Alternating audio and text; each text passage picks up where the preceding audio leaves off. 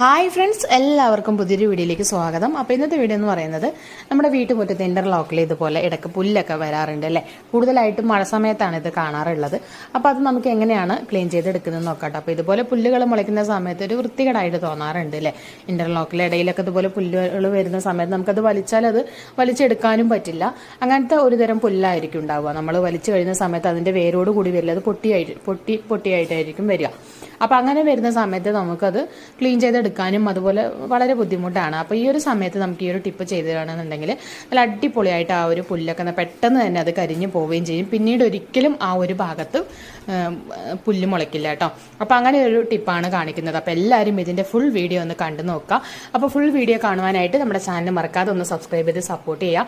Video ഇഷ്ടമായെങ്കിൽ തീർച്ചയായും ലൈക്കും ഷെയറും സബ്സ്ക്രൈബും ഒന്നും ചെയ്യാൻ മറക്കരുത് കേട്ടോ. അപ്പോൾ ഇതുപോലുള്ള വീഡിയോകൾക്കായിട്ട് നമ്മുടെ ചാനൽ മറക്കാതെ സബ്സ്ക്രൈബ് ചെയ്ത് സപ്പോർട്ട് ചെയ്യുക. പുതിയൊരു വീഡിയോ ആയിട്ട് വരാം. എല്ലാവർക്കും അസ്സലാമു അലൈക്കും.